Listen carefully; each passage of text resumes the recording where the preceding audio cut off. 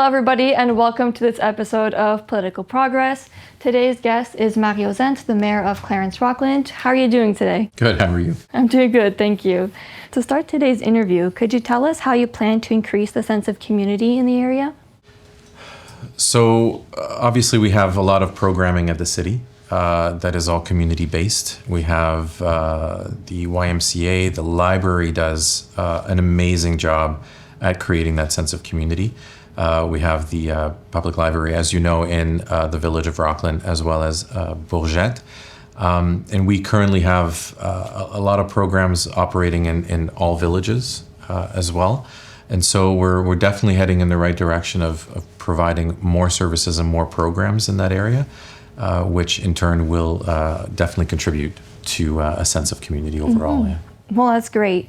And are there any annual traditions you plan on keep going there? Well, we have the River Festival. Obviously, that's coming with the Canada Day festivities, as well as a series of shows that we have. So obviously, that's really important to everyone in Clarence-Rockland. Hammond Together is another festival that's happening in June as well. So I'm urging everyone to go out and support those initiatives. We also have obviously the lobster dinner that the Optimists are putting on. We have the mussels and fries, or fries and mussels. I know in French it's moule et frites. Mm-hmm. So we have a lot of our great nonprofit organizations always putting on amazing traditions to gather people in making sure that we spend more time together. So there's definitely some things that are happening. I'm really looking forward to going, even though I'm not a lobster fan and I don't eat mussels. So I just go. I go to visit everyone and to say hello. But these are really strong anchored traditions in our municipality for sure. And that's just mm-hmm. naming a few. There's so many more if we think of the carnivals that happen in the wintertime as well. So. Yeah, it's definitely important to have these traditions in the community there. And to switch topics a bit, with housing rapidly growing in the area, do you also plan to develop the more industrial aspects of Rockland? So that's a really good question. And I have to start off by saying, first off, we can't help the growth that we're going through. We can't stop it. The province has made sure that they've put laws and regulations in place that we cannot say no. And so I also feel the same stress as all residents when they see that we're rapidly growing and that the infrastructure doesn't seem to be keeping up with that growth. Mm-hmm. I share that pain. And we continue to work with the province to try to send that message that we need additional funding to be able to do that. Mm-hmm. That said, we did get $14 million for the expansion of the water facility, which means that's $14 million that won't need to be raised through taxes. Mm-hmm. We received another $17 million from the province for the expansion of Saint-Jean going into the Bourget development. Again, that's $17 million that we won't have to go to taxation for. Mm-hmm. And this is a record number of funding. We've never had over $30 million of funding in 2 years for a municipality, especially like Clarence-Rockland. So I'm really proud of the work that we've done on that. But you're right. The infrastructure is just, or the housing, I should say, is definitely growing. We have to be able to grow our economic development and our businesses. Our business permits, by the way, are increasing, and they have been since I became mayor. So that's not necessarily that's an issue. It's having more industries in our area. Mm-hmm. And when it comes to that, it is difficult. I think if we were a communist country, it would be easier to just say, you're coming. But when you're a democratic country, businesses and industries will only move and expand when it fits their business plan. Mm-hmm. And if it's not in their business plan to expand, then that's a little bit more difficult. Yeah, definitely. But that said, the city is launching a website. It took us a while to be able to get the groundwork really solidly built for economic development. We're going to be launching a website this summer that is going to be absolutely incredible and for economic development. We're also going to be doing some promotional videos and blasting that all over the world to let everybody know that Clarence-Rockland has been open for business for quite some time and that we need them to come here. We shouldn't have to go to Ottawa to get good paying jobs. And that is what I continue to fight for. But our terms in terms of elected officials, 4 years may seem like a long time, but it's really not when you're trying to build the infrastructure that goes with a growing municipality. So we continue to move in that direction, but we're definitely taking some good steps forward. We haven't caught that big fish yet, but we're definitely working on something. Well, that's great. And some of the municipalities in Prescott-Russell have built industrial parks. Do you think that's something Clarence-Rockland should also be doing? So we do have an industrial park. It is a little small because it was built for the village of Rockland. It doesn't necessarily encompass the growth potential for all of Clarence-Rockland. We have right now a secondary plan. So if everyone goes to the website and looks up the secondary plan, Pupal Street will expand behind Walmart and connect back to the 17. That entire area is also going to have a mix of industrial and residential and commercial. I think the term industrial, if you look at the old cities and the old way of doing things, industrial meant steel mills and manufacturing and that sort of thing. Those are far and few between because the world is moving in a different direction. And so what we want to do is be able to bring industries here that don't need a major footprint because land is expensive and we're tearing down our forests like crazy. To rapidly build. And so I would rather focus on industries that are sustainable, that are greener, in that sense. For example, I don't think I'd welcome an oil refinery in the area if I'm using that as an example. But so we have a responsibility to attract great businesses, but do it in a responsible way. And so, the secondary plan is something that was adopted by council. It will be developed at some point, but right now we're just lacking the funding to be able to do that. I think funding is a big issue it's the in answer small for everything. communities. Absolutely. And how can Clarence-Rockland support small industries during this time of economic uncertainty? Well, by shopping local, and we see this all the time, where it's not Amazon that's going to put their name on the back of a hockey jersey for children's sports, right? And it's our local businesses, and so we have to be able to support them much better than we're doing now. But we also recognize that we can't ask citizens to continue paying taxes for services that they are requiring and saying, but you can't shop anywhere else and you got to support local businesses. At some point, the resident is going to go, I'm a little stretched at the moment and I can't do it all. We recognize that.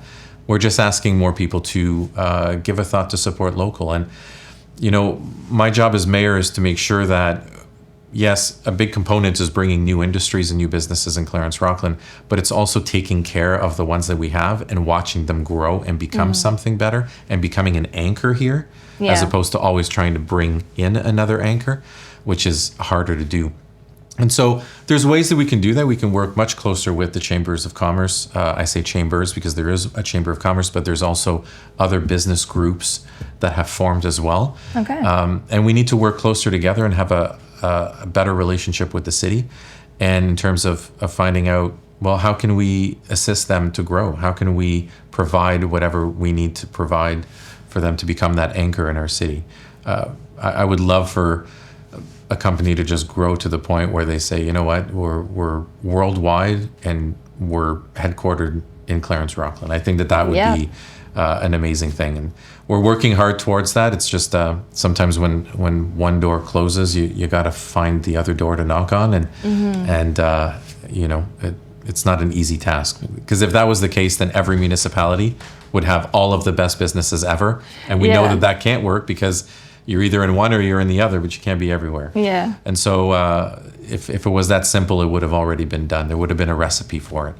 But we continue to try to build something that is relevant in today's world and that keeps in mind that citizens can't keep shouldering that burden by themselves. Yeah, that's true. Yeah. And as mayor, what are your goals for Clarence-Rockland for 2025? Well, we have a lot of things that we're working on. Obviously, we have the riverfront development, which is creating and branching out 7 kilometers of trails along the Ottawa River, which will tie into certain other developments that are coming.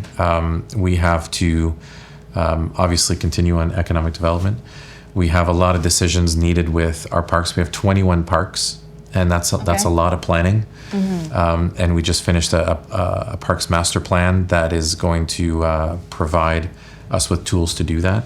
And so we announced at the last meeting that we were looking at building a new OPP station. Okay. And so, to me, our police are critical infrastructure. They're just as important as firefighters, if not more, and paramedics as well. So that's also coming. The redesigning of the parks, there's so many things that are on the go. I just had a meeting with Hawkesbury General Hospital to bring more health services to Clarence-Rockland. So that's something that I'm working on as well. We should be in a position to announce some great news on the 17 shortly as well.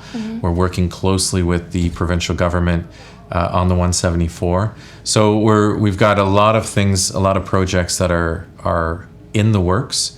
Not a lot of them are being finalized yet. I'm hoping that we're going to be able to finalize a few before the next election. But we're definitely heading in the right direction. We have amazing council, an amazing team, and great citizens that understand and support these decisions. Yeah, that would be great.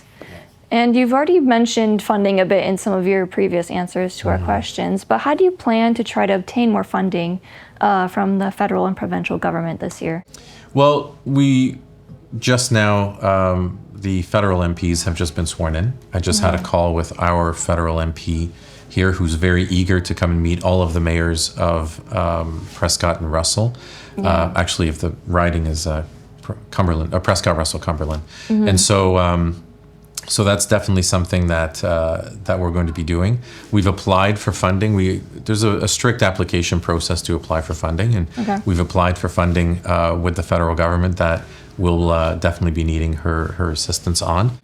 And it's having those close connections with if I look at how we got the $14 million for the water, is that we met face to face with the minister, made the minister realize that she probably didn't have enough money in the fund that she wanted to start, and we went there with great big color photos, not just a little pamphlet or a booklet, and that went extremely well. We were joined by the nation as well as Castleman. Our MPP Stéphane Sarrazin was there, so we had a really good collective team. And I think that that's the answer to getting that much more funding, is to be able to show beyond a shadow of a doubt the challenges that we're having, the challenges on our economic development that the 17 is bringing, the desire to have that widened, and just the funding in general for the infrastructure that the province is forcing us to go through. We don't really have a choice. So we've asked them for money. Trust me, we're there every single time that I have a chance. And I've spoken with the premier on a number of occasions, and was very clear with them that if he wanted us to grow the way that we're growing, I'm going to need the money from the infrastructure fund to go with that. And so we continue to knock at their doors, and we have face-to-face meetings. And I make sure that when I leave, I grab all of their business cards, because the conversation is going to have to continue. So. Yeah, for sure. And as mayor, what image do you want people to have of Clarence-Rockland? Just an amazing place where people come and work, play, and invest. Look at the waterfront. Take, for example, yeah, right? Beautiful place. How amazing is it that we have this beautiful waterfront and people use it to eat poutine? Yeah. It's essentially everyone goes down there and to do that and to play in the playgrounds or to launch some boats. But the potential that we have here is absolutely incredible. And if we just tap in to even 50% of that, we are heading in definitely the right direction. So The image is just, it's a place that people can come and work, play, and invest, but it's also very diverse, right? We have an urban core and we have a rural core. And what I love about it is when I speak to people that live, let's say in the village of Rockland, say that they love to go and walk in the Forêt La Rose and the Parc Naturel La Vigne, because they don't have that here in Rockland. And those that are in the villages come to Rockland to do their groceries and to go by the river, because they don't have a river in that area as well. So it's just to rally people together to realize that we are one city, and that there's certain benefits to living in one and certain benefits to living in the rural part, and that it comes with a lot more quiet spaces, right?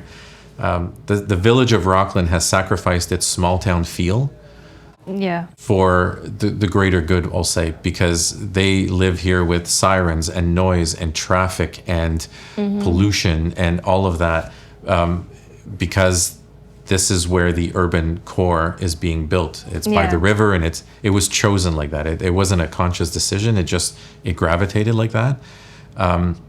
But we're so fortunate. There's so many other cities that are worse. There's so many countries that are worse. And how amazing it is that we are a vibrant bilingual community that cherishes its urban and rural cores, and gets together on these wonderful days in a beautiful park. Like you're in right now, with a Canada Day Festival coming near. I mean, these are all really great things. Yeah, they really are. And with a lot of housing being built on the outskirts of Rockland, there's already very limited roadways in those areas. How do you plan to prevent additional traffic jam? What happened is this was a rural road, right? There was nothing built around there except for a few houses nearby. And at one point, that was like at the far end of town. You were in the campagne, as they say in French. And now you're right. There's a big development that's going to be happening there. I think that's stage 5 or 6 of Moore's Village.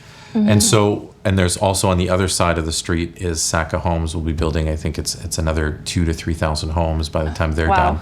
And so right now, Caron heading into Baseline is very narrow, but it will be widened to fit that population. It's just it hasn't been widened yet, mostly because if we do it now and repave it, all of those construction trucks are just going to damage and wreck the road. So usually what happens is that as the progress is being made, those upgrades are also being made, and asking them to use different roads to be able to build their homes. The last thing I want to do is spend taxpayers' money on building a brand new road that's going to be destroyed by construction trucks, right? So, but yes, it will be coming. And Poupal right now is that used to be a country road, and it'll become a 4-lane road, right? So there's a lot of growth planned. Again, all because we don't have the choice to do it, but it's coming. And what do you think in Rockland, Clarence-Rockland, needs to be further developed?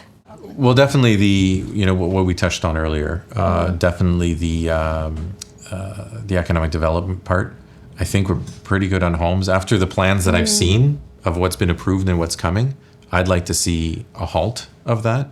We need to catch up with the infrastructure. We're not doing it right now because we can't keep raising taxes for this infrastructure cost. Eventually, people are going to lose their minds over it, and I don't blame them. I also pay the taxes. So, but what we need to do is just we need more help from the province, financially speaking, and I think within a certain amount of time frame. Obviously, the more population increases, the more businesses come in. But it's not as easy as making a call and saying, do you want to come to Rockland or Clarence-Rockland or Bourget or anywhere else? It has to be on their end a very thought out plan. But we are getting a winners that's opening up soon. And so it's very slowly happening. But one day you'll look back and kind of say, wow. There's a saying that they say there are decades where not much happens, and then there are years where decades happen.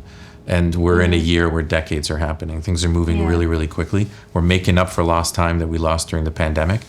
Unfortunately, it's all kind of like it's a perfect storm. It's all happening at the same time. It's difficult to manage, but we're doing a reasonable job managing those expectations. Well, those are all the questions I have for you today. Thank you so much for being here. Thank you. And thank you guys so much for watching this episode of Political Progress. Please subscribe to our YouTube channel and follow our social medias for more local news.